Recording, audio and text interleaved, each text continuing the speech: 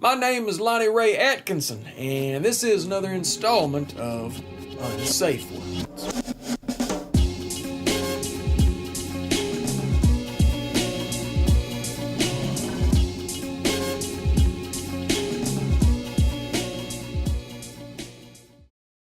So I love how whenever you bring up policy examples that produce far superior outcomes in different parts of the world, the pushback is, yeah, but those countries don't have as many people. As if it means we shouldn't at least try what has worked for them. As if that makes the inherent injustice in our system acceptable. Oh, you cut down gun deaths to virtually zero, but your country only has 40 million people? Think I'll stick with my mass shootings. Thank you very much. Now, a lot of people's first instinct would be to try and convince that person that these policies would work in a larger population. But not me.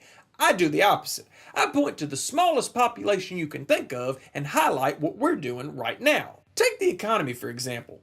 Let's say a group of people somehow get stranded on a deserted island and don't know if they'll ever be rescued.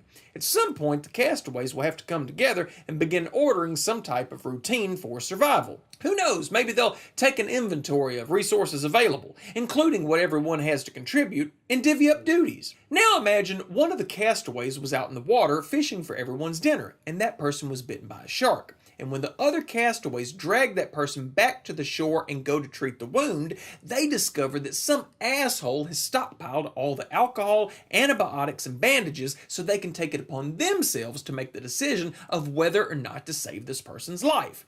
And when everyone else sees this, they begin yelling, "Hey, that's not fair!" To which the person hoarding the supplies says, "Capitalism, bitches!" Or let's say you've discovered a berry on the island that was essential to all the castaways' nutritional needs, but there was only a finite amount of this berry. But then a small group of castaways found out that the berry juice is really good at making your feet feel really soft. So they went and gathered up all the berries on the island, locked them away, and began using them to soak their feet in. And of course to eat, while the rest of the people on the island went without this important supply of nutrition. But we're hungry and we need those berries. Property rights, bitches. Or imagine that while there was other work that needed to be done on the island, a group of castaways spent their time designing really fancy fishing poles in multiple colors and multiple variations, none of which made any goddamn difference whatsoever as to how it catches a fish. Well, that doesn't make sense. Entrepreneurship, bitches. Or last but not least, imagine there's a doctor who could take out your spouse's appendix before it ruptures, but before he's willing to make an incision, he decides he wants a really sensual taint job from you first. But that's my mouth you're exfoliating into. Supply and demand, bitches. Now, in a sane world, no one would do any of that shit. And yet we do all of that shit. Yeah, but you can't compare what we do with what you would do on a deserted island. Well, why the fuck not? Earth is just an island in the middle of the galaxy. And guess what? We're stranded on it. There's a finite amount of resources, and we have to make do with what we have. Because at the rate we're botching everything, there may be no getting off the island.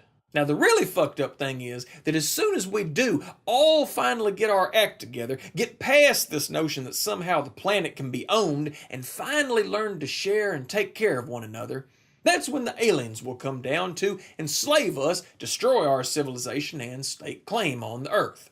And the captain of the alien ship, in some form of cosmic irony, will be named Zaphod Columbus Brox. And when these noble space explorers / colonizing pieces of shit begin treating our planet like one big sweatshop coal mine combo, and what used to be our economists go before the alien high council to air our grievances and beg for a little galactic decency, the 5 members of the alien high council will just shrug their 17 shoulder pods and smugly say, "A free market, bitches."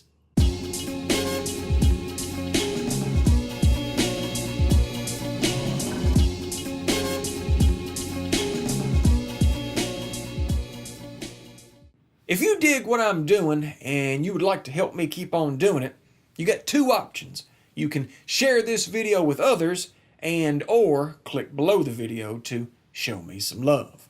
Either one is greatly appreciated.